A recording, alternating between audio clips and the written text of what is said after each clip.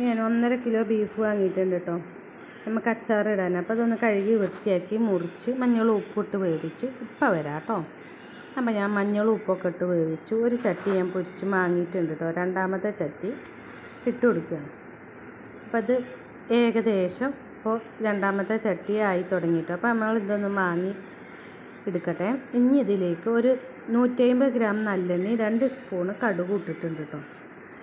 അത് പൊട്ടി വന്നപ്പോൾ 200 ഗ്രാം വെളുത്തുള്ളി. നമ്മൾ 1.5 കിലോ ബീഫിൽക്ക് അച്ചാറിൽക്കാണ് കേട്ടോ ഈ മസാല. അപ്പോൾ 100 ഗ്രാം ഇഞ്ചി ചെറുതായി അരിഞ്ഞതും 50 ഗ്രാം പച്ചമുളക് ചെറുതായി അരിഞ്ഞതും കേട്ടോ. പച്ചമുളക് അത്യാവശ്യം നല്ല എരിവില്ലതാണ്.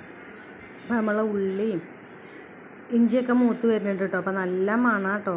അപ്പോൾ ഇനി നമുക്ക് ഇതിലേക്ക് മസാല ഇട്ട് കൊടുക്കാം. 2 സ്പൂണ് മുളക് പൊടി, 1 സ്പൂണ് കുരുമുളക്, 3/4 ടീസ്പൂൺ മഞ്ഞൾ. ഇനി ഇതൊന്ന് മൂത്ത് വരട്ടെ കേട്ടോ. നല്ലോണം എണ്ണയിൽ കടന്നിട്ട്. അപ്പോൾ നമ്മൾ കളറൊന്നും ചേർത്തിട്ടില്ല കേട്ടോ. നല്ല കളറാണ് നമ്മളെ അച്ചാറിൻ്റെ മസാലയ്ക്ക്. കാരണം എന്താ പറയുക, നമ്മൾ വീട്ടിൽ തന്നെ കഴുകി പൊടിച്ച മസാലയാകും കൂട്ടാണ് കേട്ടോ. ഇനി ഇതിലേക്ക് 1 സ്പൂണ് വലിയ ജീരകം പൊടിച്ചതും കൂടി ചേർക്കും. ഇനി ഇത് മൂത്ത് വരുന്നുണ്ട് കേട്ടോ. അപ്പം ഇനി ഇതിലേക്ക് 1/2 ലിറ്റർ വിനാഗിരി ചേർത്ത് കൊടുക്കാം കേട്ടോ.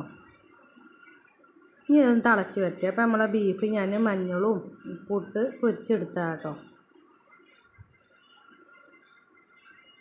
അപ്പോൾ നമ്മളെ വിനാഗിരി പറഞ്ഞ മസാല തിളച്ച് വന്നിട്ടുണ്ട്. ഇനി നമ്മളെ ബീഫ് ഇട്ട് കൊടുക്കുക കേട്ടോ.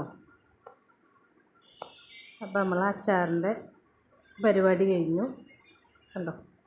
എന്ത് ഭംഗിയാണ് കാണാൻ. അതേപോലെ നല്ല ടേസ്റ്റുമാണ് കേട്ടോ. അപ്പോൾ എല്ലാവരും ഉണ്ടാക്കി നോക്കണേ.